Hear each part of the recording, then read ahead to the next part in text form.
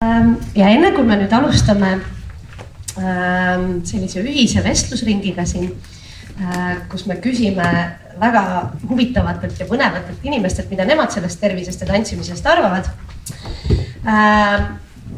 Mõned sellised juhised. Et mina alustan mõne teemaga, mille teie olete tõstatanud oma registreerimisküsimustes. Ja sealt võib vestlus kujuneda niimoodi, nagu teie just soovite, eks. Nemad on siin, et jagada teile oma teadmisi, kogemusi ja tarkusi. Aga teie vastutus on seda natuke ka suunata, eks? Mida teie tahate teada, eks? Oleme kokku leppinud? Väga hästi. Ja enne siis alustamist ma annan veel sõna Sebastianile, sellepärast, et meil on vaja veel tutvustada mõned tähtsad külalised. Meil on siin juba istumas mõned, keda ma veel pole tutvustanud. Ma siis alustan Sabinast. Sabina on Eesti tantsuagentuuri lõpukursuse õpilane ning tegeleb igapäevaselt tantsimisega. Tema jaoks on tähtis, et tantsija oleks kooskõlas oma kehaga ja suudaks liikudes teha tarku valikuid. Sabina osaleb noorte esindajana paneelis. Ja järgmisena siis Jüri Nael. Jüri Nael on professor Eesti Muusika- ja Teatriakadeemias, kus ta veab rahvusvahelist kaasaegse etenduskunsti magistriõppekava. Samal ajal õpetati Inglise kuninglikus draamakunsti akadeemias Londonis ja Jacksonville'i ülikoolis Ameerikas. Ta on töötanud koreograafi ja liikumisjuhina paljude lavastuste juures Eestis, Soomes, Rootsis, Poolas, Saksamaal, Austrias, Venemaal ja Inglismaal. Ta oli üks Eesti tantsuagentuuri asutajatest ja üks koolitantsufestivali peakorraldajatest. Ent õpetamine ja loomine pole kõik, mis sa teeb. Tal on Londonis oma massaažisalong ja hetkel pooleli osteopaatia, Hiina meditsiini ja nõelraviõpingud. Reisimist peab Jüri oma suurimaks hobiks ja vaatamata iganädalastele lendudele erinevate riikide vahel ei tee teda miski õnnelikumaks kui lennukisse istudes turvavöö kinnitamine. Jüri osaleb paneelis ja küsimuste voorus, kuidas saada kellekski. Aitäh!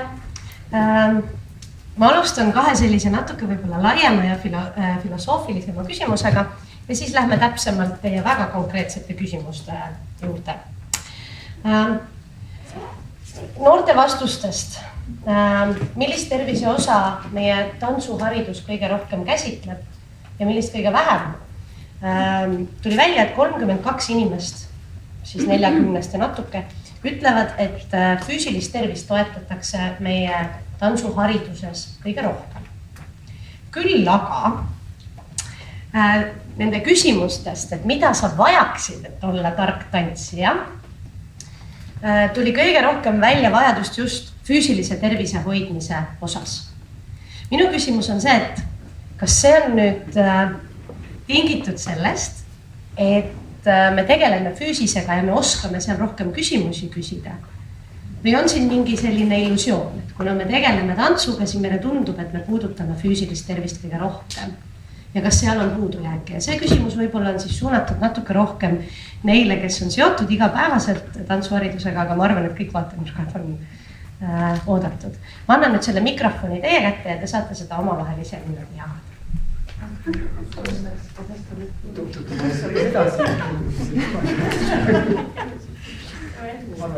Väga hinna teema.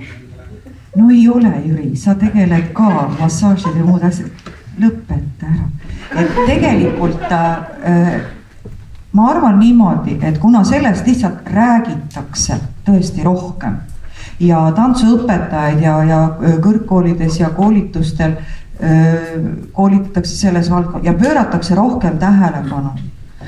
Aga siin ei tohi mõelda sellele, et tants ongi see, mis tegelikult, lähen tantsin ja muudkui lõhungi.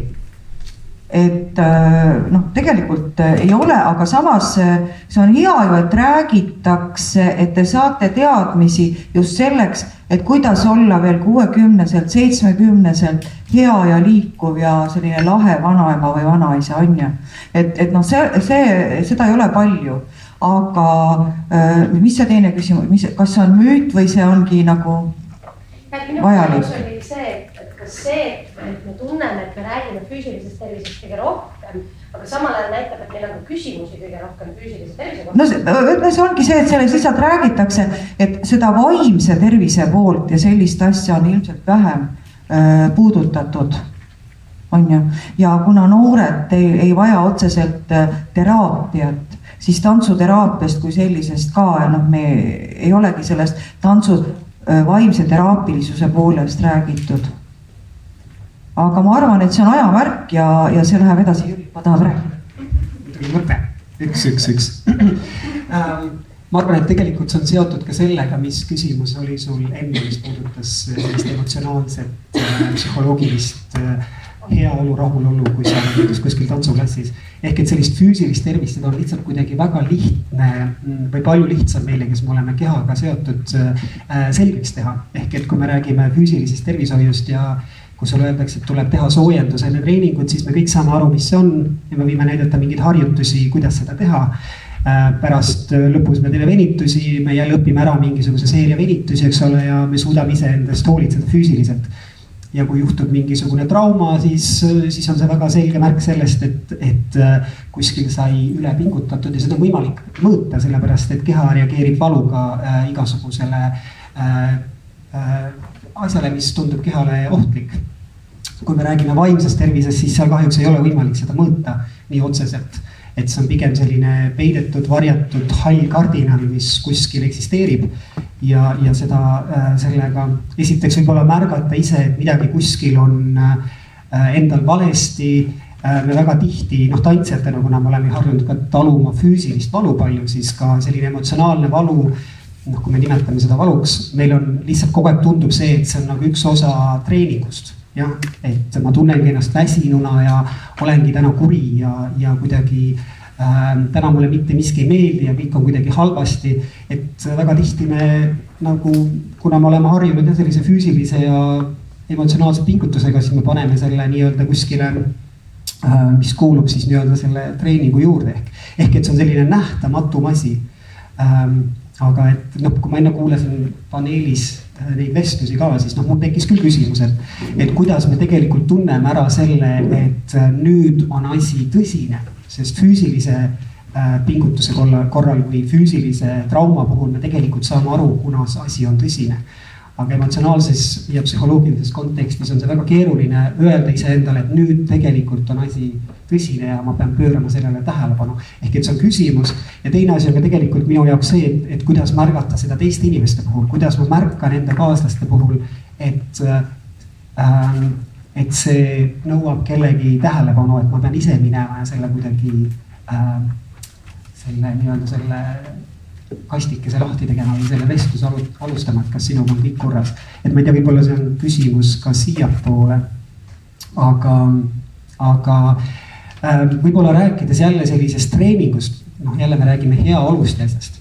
Ja tõepoolest me ei tee ju tantsu ainult teraapia mõttes, me ei tee ainult sellepärast, et on tore. Mitte kõik, paljud teevad ka sellepärast, et on lihtsalt tore, et on midagi teha. Aga tegelikult väga paljud meist unistavad suurepärasest karjäärist, kes unistavad, see võib-olla haakub juba pärast see teemaga, aga lihtsalt see küsimus, et tegelikult sõna treening on ju asi, mis tähendab seda, et sa treenid, et olla parem, kui sa olid eile. Ehk et treeningus on alati see element, et sa pead ise ennast ületama. Ehk et, ja seal tekib natukene see mitte vastuolu, vaid tekib see nii-öelda pinge selle vahel, et sa pead ühest küljest olema turvaline ja teisest küljest täiesti ebaturvaline, sest selleks, et olla parem kui eile, pead sa ise ennast ületama ja sellega on seotud teatud riskid. Ja kuidas seda nii-öelda treeningus väärtustada ja sellest aru saada ja kuidas seda panna mingisse treeningu konteksti, et ma peangi täna, näiteks kui me toome väga lihtsa näite, siis lääne ja ida filosoofiat räägivad treeningust kui sellisest väga erinevat. Eks meie kultuuriruumis on treening see, et ma teen seda väga hästi ja minu treening on õnnestunud siis, kui ma sooritan selle nii-öelda ülesande, mis on tehtud. Õpetaja näitab mulle selle ette, ma teen selle ära ja see on hästi. Ja? Ida filosoofias on alati seotud treening läbikukkumisega, mis tähendab seda, et kui sulle latt seatakse siia ja sa sooritad selle ära, siis see tähendab seda, et sa tegelikult ei arenenud, vaid sa sooritasid enda võimete piiril ja see ei arenda sind edasi. Ehk et idafilosoofias on treening alati seotud läbikukkumisega, et sa teed, aga sa kaotad tasakaalu, sa ei saa veel pihta ja isegi kui sa teed, siis sa suudad alati teha kiiremini, et sa esitad iseendale oma võimete piires Mission Impossible, sa sead endale eesmärgi, mida sa ei suuda täna täita ja igast treeningust lahkud sa teadmisega, et täna ei tulnud välja, aga homme proovin uuesti ja siis tuleb välja. Ja kui sa sead seda latti, sa liigub kogu aeg su eest ära, sest võib-olla homme sa teed selle 1 pirueti asemel 2 pirueti, aga sa ei ole sellega rahul, sellepärast et tegelikult sa tahad ju 7. Ehk et 2 on hästi, aga oleks võinud olla 3 ja kogu aeg su latt liigub ja läbi selle sa arened. Ehk et treening ei ole kunagi asi, mis sind rahuldab, sest kui sa sooritad treeningu vastavalt sellele, et see kõik on, sa täidad kõik elemendid, kõik komponentid, siis see treening põhimõtteliselt muutub sinu jaoks täiesti mõttetuks. Sa võid hoida treeningut, et hoida mingisugust füüsilist taset, aga see ei arenda sind edasi. Ehk et just nimelt see pinge selle vahel, et ma ületan iseennast ja sellega on seotud ka teatud füüsilised, vaimsed, emotsionaalsed riskid. Aga see väikene vahe, mis seal vahel on väga oluline, sest seal juhtuvad mõtlemised asjad. Nii et see on jälle üks asi, mis nii füüsilise poole pealt, emotsioonse me peame lihtsalt olema väga teadlikud, et seal on see tsoon, kus me oleme ohustatud, aga loodetavasti oleme ka väga turvalises keskkonnas, kus meie juhendajad oskavad meie eest hoolitseda ja meid suunata, et see oleks kasutegur, et me ei hakkaks rääkima, näed, teised teevad 3, mina teen 2 ja nüüd ongi halvasti, olen kubakäpp, vaid vastupidi. Ma võiks teha 3, täna ei teinud, pagan, aga homme teen ja läbi selle sa lihtsalt arened edasi. Enne kui Sabina räägib õpilase poolset vaadet, ma teeks ühe lingi sellele, mida Jüri just rääkis selle koha pealt, et ma õpin siis, kui ma nagu ei saa hakkama mingi peilin natukene just. Kas te mäletate ühel noortefoorumil oli teil see aju teema, kuidas aju õpib, mäletate, kes olid see? Reet Arro. Just, mäletate, tema rääkis ka sellest, et aju õpib ainult siis, kui me lahendame neid ülesandeid, millega me tegelikult hakkama ei saa. Eks me pusime nende kallal. See sama mõte lingib siia sellesse samasse mõttesse, mida Jüri just praegu väljub.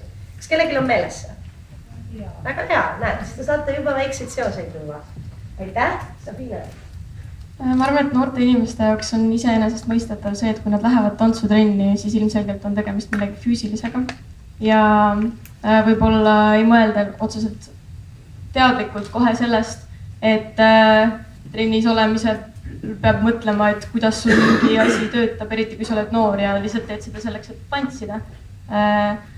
Etas näiteks Helena, sinu tunnis oleme palju rääkinud sellest, kuidas vaimselt tantsides kohal olla ja kui tähtis on nagu tegelikult mõelda selle peale, mida sa teed.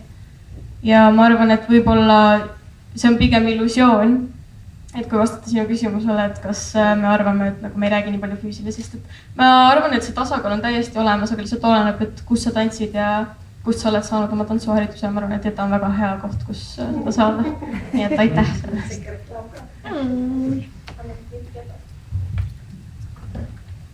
Mul ei ole väga palju lisada, ma arvan, või võib-olla on mõttekam lihtsalt minna nagu teiste küsimuste juurde, mis on tuleb publiku juurest ka, aga lihtsalt, et ma arvan, et selle füüsilise ja vaimsise väga suur erinevus on see, et see füüsiline paistab välja.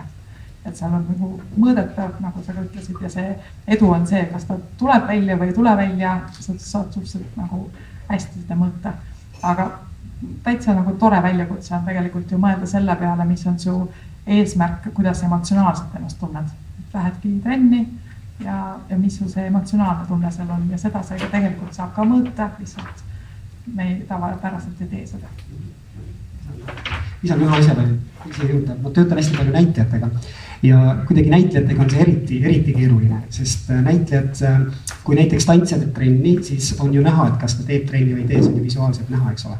sportlane, kui ma ei tea, keegi hüppab teivast või kõrgust või kaugust, eks ole, siis iga kord, kui ta läheb trenni ja seda teeb, siis ta ületab iseennast ja teeb seda rohkem, sellepärast et muidu ei ole mõtet seda lihtsalt teha, kui sa iga kord ei ürita teha enda maksimum. Näitlejate puhul on kahjuks see, et see sooritus kui selline võib olla väga sisemine, mis läheb ka siin emotsionaalsesse valdkonda, kus on väga raske aru saada, kas näitleja teeb tööd või ei tee tööd. Ja kogu aeg on tekkinud see küsimus, et mis on siis näitleja treening, kuidas üks näitleja treenib ennast, et mis on need aspektid. Aga nüüd ma kaotasin mõttelõnga ära, sest ma tahtsin midagi öelda, aga ma ei tea, miks ma seda üldse rääkima hakkasin. Aga no tuleb meelde. Aga ma korra küsin sinu mõtte, mis ära kaotasid selle kohta, et näitleja teeb siis tööd nagu rohkem võib-olla sisemiselt, et seda on nagu raske nagu niimoodi näppu peale panna, eks. Aga kuidas tantsija paneb? Et kas ta on siis selline keha, mis sooritab või on seal mingi muu töö ka taga? Jah, muidugi on. Ma võin tuua jälle näite praegu siin selles magistriõppes, rahvusvahelises magistriõppes, mis Muusika- ja Teatriakadeemias jookseb praegu, algas rahvusvaheline 16 inimest 10 erinevast riigist. Osad tulevad teatri poole pealt, osad tulevad tantsu poole pealt, nii et näitlejad ja tantsijad ja koreograafid saavad nagu omavahel kokku, hästi erinevad taustad on. Ja vahe on ikka selles küll, et tantsijad võivad mõnikord no näiteks praegu on meil külas Jasmine Vardimani kompanii üks koreograaf ja tantsija.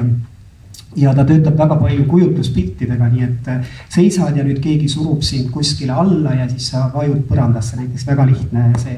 Ja siis ta just eile ütleski, et ta tavaliselt töötab tantsijatega ja probleem on kogu aeg selles, et tantsijad on alati teadlikud oma välisest vormist, eks ole. Et nad sooritavad vormi, kui öeldakse, et kujutluspilt on see, et keegi surub su pead alla ja sa lähed põrandasse, siis tantsijad väga tihti töötavad ikkagi nagu tantsijad läbi puhta vormi, et nii-öelda kujutluspildi või kujuteldava maailma iseenda ümber loomine on võib-olla asi, mida võib-olla tantsijad ei kasuta piisavalt palju või see sõltub sellest, et kus sa õpid ja kelle käe sa õpid ja mis stiilis sa õpid. Aga kuna meil on palju teatri taustaga inimesi seal, siis näitlejatel nagu see, kuidas luua kujuteldav maailm enda ümber, mille suhtes keha kuidagi reageerib sensoorselt, kognitiivselt. See käivitub palju kiiremini. Nad ei suuda teha loomulikult tehniliselt neid asju, mida tantsijad. Aga võib-olla ideaalis, kui me räägime näiteks sellisest teemast nagu füüsiline teater, siis see võiks olla küll see territoorium, kus teater ja tants saavad omavahel natukene rohkem kokku. Ehk et tantsijad lisaks oma tehnilisele ja füüsilisele tegevusele suudaksid kasutada palju rohkem oma kujutlusvõimet. Ja võib-olla ka oma sisemist emotsionaalset, sentimentaalset sellist kapatsiteeti, mis üheks inglise keel hakkas kuskilt tulema, kuskilt praegu. Pagas. Kuidas? Pagas, just, pagas. Et tantsimine ei ole ju ainult, jällegi me räägime tantsust kui kunstivormist, eks. Et tants ei ole ju ainult, kes sooritab samme, vaid tants on see, kes suudab ka emotsionaalselt edasi anda tundeid, lugusid, situatsioone, millele keha reageerib. Ja selleks peab väga palju kasutama oma kujutluspilti, et mis minu ümber on ja kuidas siis minu keha oma meeltega selle kujutluspildi suhtes reageerib. Et me teeme tantsijatena küll väga palju tööd ja ka näitlejatega, kui mul on konkreetne partner, eks ju.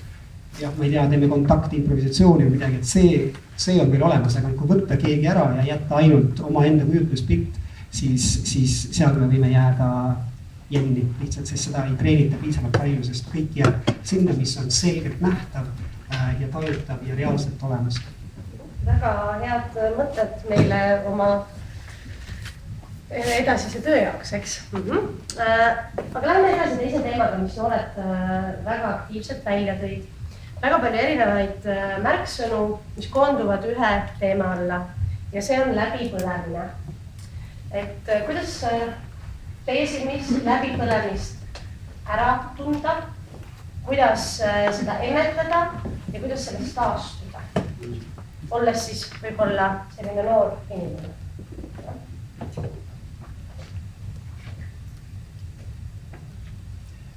mul on kõigepealt väga kurb kuulda, et see on nii, et kui sa niimoodi ütled, et see on läbiv teema, see ei ole kindlasti vähetähtis teema, aga et mõelda nagu selle peale, et mis need, ma kujutan ette, et see ei ole ainult nagu tantsutreening, mis on mõjutab, vaid et see surve on ikkagi väga suur erinevates asjades.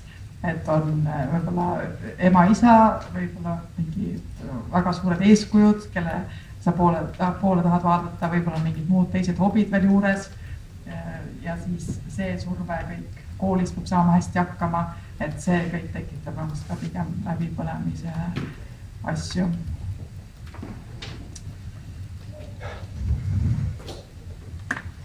Ühesõnaga, mul ei ole siin nagu sellist väga head, et nagu diagnostilises mõttes, selleks, et on diagnoos, siis läbipõlemise osas, see peab olema ikkagi väga nagu kaugele viidud nii-öelda. Et pigem me räägime ikkagi, pigem võiks täna rääkida ennetamisest, sellest, et sa mõtled, kuidas, miks sa mingeid asju teed. Kui sa teed mingeid asju kellegi jaoks, siis see nagu tekib tead küsimus, miks sa seda teed. Kui sa tahad seda teha nagu enda jaoks, et sa ise tunned hästi, siis siin on ka see kontrolli küsimus, et kas ma olen kindel, et ma pean kõikides asjades olema nagu nii hea, kui ma endale selle standardi sean. Ma mõtlesin see lähene filosoofias, et mitte nagu enda suhtes liiga karm olla. Ma arvan, et see on üks selline oluline samm mõelda läbi, miks sa mingeid asju teed, miks sa tahad neid teha ja siis sealt teha oma need nõudlused. Jälle üks isiklik näide ka. Ma arvan, et üks asi, mis kindlasti aitab, on see, et olla hetkes. Sest mis juhtub, on see, et me väga tihti elame kas minevikus või siis tulevikus, aga kindlasti mitte praegusel hetkel, sest kui me oleme praegusel hetkel, siis tegelikult me mõtleme, mis läks valesti enne ja mis kõik on meil vaja tulevikus teha, et on see siis kohene tulevik või on see kontrolltöö või midagi, vaid et lihtsalt õppida ennast ümber lülitama ja olema hetkes, sest sa ei saa niikuinii teha mitte midagi sellega, mis oli enne ja sa ei saa mitte midagi teha sellega, mis on pärast, et lihtsalt olla hetkes ja organiseerida iseennast nii, et see on selline nagu time management võib-olla ja siis lihtsalt olla hetkes. Ja tantsutund on küll see koht, kus võib mõtetel lihtsalt puhata ja lasta ja siis lihtsalt taastuda selle ajal, isegi kui järgmisel päeval on kohutavad ülesanded ja asjad, lihtsalt olla hetkes. Räägiks tegelikult ühest teemast, mis on võib-olla veidi trafaretne hetkeks juba sotsiaalmeedia. On selline tunne, et eriti noored võtavad väga palju eeskuju nendest inimestest, kes on kas välismaal väga tuntuks saanud või üldse Eestis need inimesed, kes tegelevad tantsuga ja keda kõik teavad ja ilmselgelt inimestel on eeskujusid vaja, et kellegi poole pürgida, aga mõnes mõttes tekitab see ka võib-olla läbipõlemist, et kui inimesed leiavad endale eeskuju, kes ilmselgelt on nendest väga palju parem, treeninud kauem ja on pühendanud terve oma elu sellele, et ütlemegi, et tantsida ja näha välja sotsiaalmeedias ja igal pool selline perfektne eeskuju, siis ma kardan, et võib-olla Eestis noored põlevadki läbi, sest et nad näevad, et äkki nad ei jõuagi kunagi sellele tasemele ja nad hakkavadki võrdlema ennast paremate inimestega. Ja see on üks suur põhjus, miks ma arvan, et inimesed võib-olla isegi lõpetavad tantsimise. Nad ei näe, et nad jõuavad sinna tasemele, kus nad tahaks jõuda, aga võib-olla peakski keskenduma sellele, mis tasemel siin on ja enda arendamisele, mitte et kogu aeg võrrelda ennast teiste inimestega. See on mõtlema panev, sest et läbipõlemine, mina olen olnud läbipõlenud, aga olin 25 siis ja ma olin juba 15 aastat õpetanud tantsu ja töötanud tõesti niimoodi, et pikad päevad ja ilma puhkepäevadeta ja siis ma lihtsalt magasin kodus. Kuu aega ma ei teinud tööd, ma magasin kodus. Ja ma tulin sellest välja, aga et nii noored, et siin ongi minu jaoks küsimus, et mida te mõtlete täpselt, milline läbipõlemine, mis mõttes läbipõlemine, aga kindlasti olen Jüriga ühte meelt, et siis tuleb võtta hetk, tuleb võtta tempo maha ja tuleb mõelda, et seda, mis oli, seda muuta ei saa, aga saab teha paremaks seda, mis tuleb ja tuleb taastuda, kui on tekkinud söömishäired, magamatus, unetus, tuleb see paika saada ja võib-olla isegi, kui on vaja minna psühholoogi juurde, abi, sest sealt võib tulla depressioon. Enesehinnangu langemine, kõik see ei ole üldse hea. Et see on selline, millega tuleks tegeleda. Aga kuidas nagu ära tunda, et nüüd on see hetk? Ma võin jälle ühe isikliku loo rääkida. Ma olen ennast eluaeg pidanud väga iseseisvaks ja selliseks väga tugevaks inimeseks, kes hoiab kõik asju koos. Ja ongi läinud selles mõttes nagu väga hästi, ma ei suuda öelda mingit hetke, kus ma oleks läbi põdenud. Aga juba mõned aastad tagasi käisin ma oma hambaarsti juures, selles mõttes, et ma olen ka seal varem käinud, aga siis hambaarst ütleb, et kuule, et ma ei tea, et kas sa krigistad öösel hambaid? Ja mulle tuleb see täiesti üllatusena, sest ma tõesti ei tea, ta ütleb, et aga võt, siin on kohe näha, et sul on täiesti ja see juhtus mingi perioodi ajal, enne seda ei olnud, aga siis ühel hetkel lihtsalt hakkas see juhtuma. Ja ma ütlesin, et ei, no kuule, ei ole midagi, ma ei tea, ei krigista, võib-olla krigistan, ma ei tea, mis siis. Ja siis see oli mingi pikema perioodi jooksul, kui ma käisin hambaarstris, see oli mingi 3-4 aastane tsükkel. Ja siis, ja see läks järjest hullemaks. Ja ühel hetkel ütles minu hambaarst mulle, et see hammaste krigistamine, see ei ole okei. Et kuskil on midagi, et see võib olla kas mingisugune füüsiline või emotsionaalne pinge, mis lihtsalt manifesteerib või väljendab ennast sellistes tegevustes nagu öösiti hammaste krigistamine. Ehk et kuidagi ma suutsin päeva ajal hoida oma keha koos, ilma et see väljenduks mingisuguses stressis või depressioonis, aga samal ajal öösel mu keha elas selle ikkagi kõik kuskil välja, mis jättis väga konkreetsed märgid siis nii-öelda nende hammaste krigistamise näol. Ja see oli lihtsalt üks näide, kus ma sain aru, et võib-olla midagi tõesti on, et ma pean tunnistama, et ei hoiagi kõike koos ja ei suudagi kõike koos hoida, kuigi fassaad on ju täitsa okei. Mis sa tegid siis? Mitte midagi ei teinud. Aga ma ei tea, mis läks. See ei ole see õpetus, mida me siin peame ütlema, et oodake jah, mis nüüd. aga ma võib-olla, et siis annan edasi mikrofoni, et kuidas ära tunda, siis tegelikult ongi see tohutu väsimus, söögiisu kadumine, midagi ei taha teha, apaatne ja selline väga-väga suur väsimus on esimene. Sa ei jaksa enam tõusta, sa unehäired, et ütlen õigeid asju. Sa ei tea või? Ei, ma tean jah, aga nagu... Aga mis sa siis nii nägu, et sa ei tea?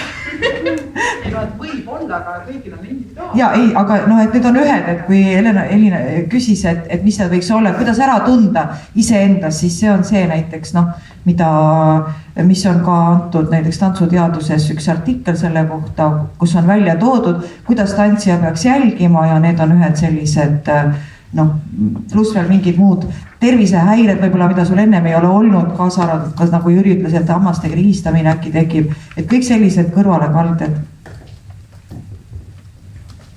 Ma tahan selle äratundmise ja selle märkamise koha pealt öelda, et just kui me räägime vaimse tervise häiretest, et kas on, kui on depressioon või kui on läbipõlemine või kui on ka söömishäired, siis noh, see, et kui sina ka isegi võib-olla märkad teises inimeses midagi, mingit taolist sellist käitumist, noh, täitsa selline, võib-olla näed tänava peal, et tuleb selline kogukas ema ja tuleb poeg 2 hotdogiga käes ja siis sa ju näed, et siin on küll mingi probleem, et siin on ilmselt mingi söömise, lihtsalt ma tahan teid aidata, teil on siin söömisprobleem. Et lihtsalt nagu sa pead olema väga tähelepanelik, kuidas sa sellele inimesele ütled. Ja see küsimus ei ole isegi nagu tähelepanus, vaid see küsimus on lihtsalt armastuses. Et sa armastad seda teist inimest nii palju, sa ei saa talle kohe öelda, et kuule, sul on see probleem, mis sul ammu juba on olnud, vaid on see, et sa pead enne looma selle suhte. Ütled, et sa armastad teda iga päev, ükskõik milline see inimene on ja lihtsalt siis armastad teda sellest olukorrast välja ja ütled, et ja siis ta tuleb ise ütlema. Et see ei ole nagu see, et sa käid ja paned lihtsalt diagnoose, et nüüd sa oled siin osalenud väga targas töötoas ja siis sa tunned juba kaugelt ära, et teil on need probleemid, vaid et sa lood neid suhteid ja see, et sa käid regulaarselt trennis, sul on need inimesed, kellega sa koos oled, sa märkad neid inimesi. Sa saad öelda kohe, et näed, sul on täna hea tuju, seda on hea meel näha või sul on täna mingi probleem, kas ma tulen saadan sind koju. Ja sa ei, ja ta ei pea mitte midagi, teine ei pea isegi ütlema midagi kodu teid, lihtsalt lähed saadataga koos koju ja ütled, et homme näeme. Ja see võib ka juba aidata. Ja kui ta nagu ei räägi, see on tema valik, et ta ei ole rääkinud. Kui tahab rääkida, siis see on ka lihtsalt oled olemas ja aitäh, et jagasid. kas tohib jagada oma kogemust nende toitumishäirete osas ja armastuse jagamine selle juures ja nagu toetamine nii-öelda? Minul oli, mina olin 12-aastaselt hakkasin ennast päris korralikult näljutama, kuna mul oli selline kujutelm, et ma tahtsin nagu saada, ma tahtsin olla peenem kui paberileht.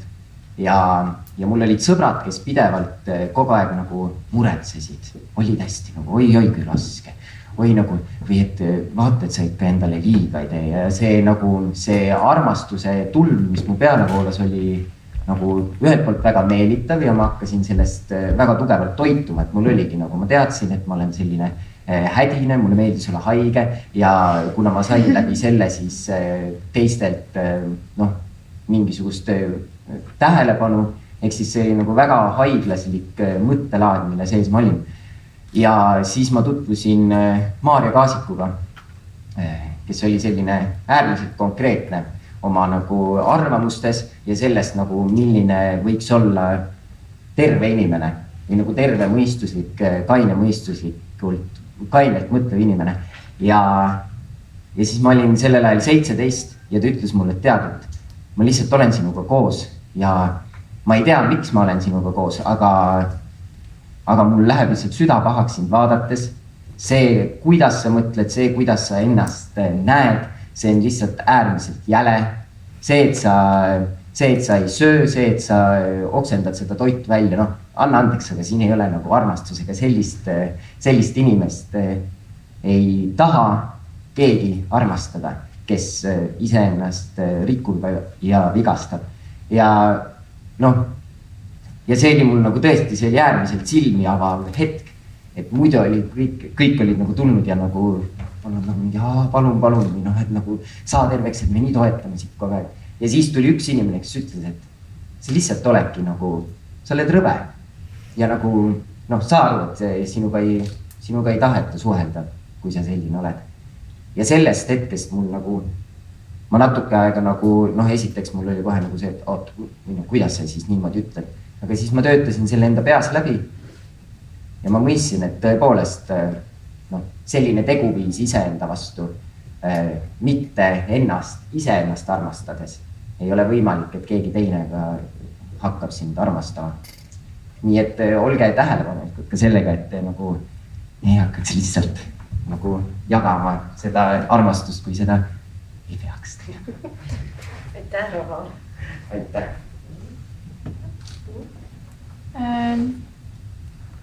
Minu tutvusringkonnas, kaasa arvatud mina, oleme ka mõelnud selle peale, et toitumishäired on olnud suur asi, sest et mul on palju tantsijatest sõpru, kes ütlevad, et ma pean ikka olema palju peenikesem, kui ma olen ja loevad obsessiivselt iga päev kaloreid, et olla peenemad ja näljutavad ennast selleks, et näha välja parem kui teine inimene. Ja ma saan aru, et balletis ongi tähtis see, et sa oleksid peenike, et sul oleks lihtsam jalga tõsta, et sul oleks partneril sind lihtsam tõsta ja üleüldse tantsijana on loodud mingi ideaal, et sa pead olema peenike selleks, et tantsida ja ma arvan, et see võib tekitada hästi palju selliseid halbu mõtteid, eriti noorte mõjutatavate inimeste pähe, kes tahavadki olla peenikesed, näha välja paremad ja arvavad, et see on väga tähtis. Ja nagu ma ei ütle, et ma pole kunagi selle peale mõeldud, ilmselgelt ma olen ka mõelnud, et äkki võib-olla ikkagi peaks nagu kaalust alla võtma, kuigi ilmselgelt ma tean, et ma ei ole ülekaaluline või ma olen tõesti normaalkaalus ja mõnda jaoks isegi väga kleenuke. Aga ma arvan, et jah, samamoodi nagu Raho ütles, et see, et jagatakse väga palju armastust ja toetust selle nimel, et sa ikka terveks saaks, et võib-olla siis need inimesed, kes ennast näljutavad ja arvavad, et nad peavad peenikesed olema, võib-olla nad saavad aru, et neid haletsetakse, aga samas nad saavad sellest mingisuguse adrenaliini, et võib-olla kui mulle nii tuntakse kaasa, et siis äkki ma pean seda rohkem tegema, et siis ma saan rohkem kaastunnet. Ja ma ei tea, see on pikk ja raske teema, millest rääkida, aga ma usun, et see on paljusid puudutanud, et keegi on kindlasti mingil oma eluhetkel mõelnud, et peaks olema peenikesem ja sellega peab lihtsalt individuaalselt tegelema ja panema ikkagi endale, olema piisavalt enesekindel iseendas, et sa tead, et kui sa toid tervislikult ja teed õiged valikuid, siis sul ei ole vaja olla mingi piitspeenik, et pigem see võtab energiat ära, kui annab sulle mingit juurde. Suur tänu jagamast väga siin isiklikke ja kindlasti väga liigutavaid ja ausaid mõtteid. Nüüd on see koht, kus meil on ajaliselt lihtsalt natukene juba kitsas. Nüüd on see koht, kus teie saate küsida ise neid küsimusi, mida teie täna tahate küsida. Teie ees on 4 inimest ja veel rohkem siin teie seas. Kas teil on mõni küsimus?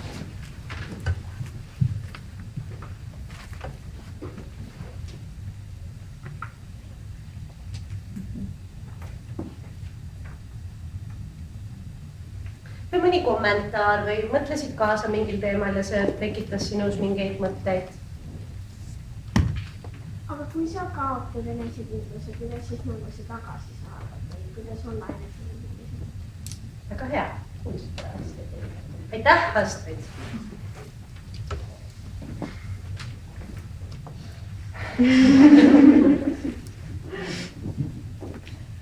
Eriti teismeeas ja noorena on väga lihtne seda enesekindlust kaotada, et sa ei ole vaata piisavalt hea enda jaoks või kas või ükskõik millised sellised mõtted, et kui sa näed kedagi, kes on sinust parem.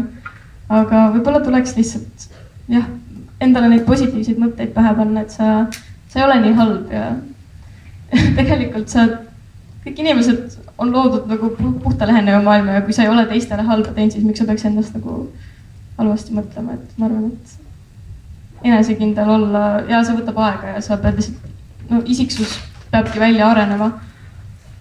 Aga on üks ütlus, mida te kindlasti teate, aga on, et mitte, et see nüüd kindlasti aitaks, aga on see, et ole sina ise, sest kõik teised on juba võetud. Et aru saada, et sa oled mõnes mõttes veider ja teistsugune ja omamoodi on ju alati väga-väga tore, kuigi see põrkub kokku igasuguste, nagu sa rääkisid nendest igasugustest kujutluspiltidest ja mingitest iidolitest ja arusaamistest, et ühest küljest põrkub kokku selle sama asjaga, millega ma rääkisin, eks ole, et kuskil on alati ideaal, mille poole sa liigud. Ja siis sa liigud ideaali poole, sest tegelikult mingi ideaali omamine on ju ka väga tervistav, kui ta on piisavalt kättesaadav. Peaaegu lipsab käest ära, peaaegu on seal, aga ei saa, mis ma rääkisin treeningu koha peal. Et ilmtingimata see ei ole halb, aga jah, olla sina ise ja võib-olla ümbritseda ennast inimestega, kellega sa kuidagi haakud. Et võib-olla see on oluline. Mina olin hästi veider laps, kui ma olin teie vanune, hästi veider. Ma tegin kõike teistmoodi ja nägin välja väga teistmoodi ja tegin seda kuidagi meelega. Ja tänu sellele tuli meeletu tähelepanu minu suunas, mida ma tohutult jälestasin, sest tegelikult ma ei tahtnud üldse olla tähelepanu keskpunktis, aga ma ei saanud ka neid igasuguseid jäledusi tegemata jätta, sest see oli osa minust. Siis ma ikkagi blondeerisin juukseid ja kandsin kette ja kõrvarõngaid ja tegin igasuguseid veidrusi ja tegin keelilisi lokke ja see oli veel see aeg, kui poisid ei pannud juuksevärvi kindlasti mitte pähe, eks. Me räägime ikkagi Nõukogude Liidu aegsest ajast, see oli ikka ammu. Aga see kuidagi aitas mul ise endast nagu aru saada, et kes ma olengi selline nagu ma olen ja Innaga me rääkisime ka, eks ole, Inna oli minu õpetaja Viljandi Kultuuriakadeemias ja ka seal oli väga veider. Kui te teaksite ma kuulsin aastaid hiljem seda, et ma läksin vastuvõtukatsetele Viljandi Kultuuriakadeemiasse ja ma ei olnud kunagi tantsuga tegelenud, ma vist aasta enne seda ikkagi korraks käisin mingid tantsutrennides ka, aga tegelesin rohkem teatriga. Ja siis vastuvõtukatsed olid ja siis ma läbisin vastuvõtukatsed üpris edukalt, väga edukalt isegi. Sain Kultuuriakadeemiasse sisse ja ainult aastaid hiljem kuulsin ma siis lugusid selles, kuidas õpetajad olid pärast vastuvõtueksamit omavahel arutanud ja öelnud, et no täitsa lõpp, see ei ole tantsija, saate aru, see ei ole. Ta võiks teha ükskõik mida, aga tantsija ta ei ole. Aga pagan, võtame ta kooli vastu, sellepärast, et ta on niisugune ogar aktiivne tüüp, et kui me ta sinna Viljandi peale lihtsalt laiali jätame, siis ta niikuinii toimetab edasi ja ta ajab seal mingit oma rida, et võtame ta siis vähemalt kooli vastu, et äkki midagi ikka tuleb, et vähemalt õpib midagi ja teeb midagi kasulikku. Aga muidugi mina teadsin, sain seda teada tükk maad hiljem, ma arvan, et ikkagi kümnendeid hiljem. Aga lihtsalt see, et olla omamoodi ja näha seda ja oma veidrusi kui oma tugevus, see on nagu hästi lahe, aga noh, see ei ole lihtne muidugi iseendale öelda, et ma olen veider ja siis elada uhkusega isolatsioonis, vaid et ikkagi teha neid asju, mis sulle endale meeldib, et ümbritseda ennast inimestega, kes sind mõistavad ja need inimesed on olemas selles mõttes, et see keemia eksisteerib. Ma olen siiamaani, mulle tundub, et ma olen veider ja ma ei saa sellega hakkama saada, vaata. No tegelegi sellega, et mismoodi siis ikkagi, et ma paistan mingites kohtades silma ja siis inimesed reageerivad sellele ja siis on täiega see, ma ei taha seda tähelepanu ja siis inimesed naeravad mulle, täitsa tavalised teemad. Aga minu jaoks enesekindlus on liiga üldine teema. Ma tegelikult täpselt ei saa aru, mis see enesekindlus on. Et mina tegelikult ikkagi teen need väiksemateks tükkideks. Enesekindlus, mõnes mõttes see sisekõne, mida ma ise endale ütlen, see on üks asi, mida saab jälgida. Siis on eesmärgid, kes need seab, kas eesmärk seab, tähendab, see on ka tore välja, kas mina sean eesmärgi või eesmärk seab mind. Ja siis mõtled, kust need eesmärgid on tulnud, kelle jaoks ma teen mingeid asju. Ja siis ka nagu saad seda korrigeerida ja sead endale eesmärgi, mis on saavutatav, su enesekindlus kohe tõuseb. See on nagu ka lihtsalt, nad on sellised lihtsad, et sa mõtled nagu seda enesekindlust nagu tükkideks, mitte nagu see, et ma olen küll madal enesekindlusega.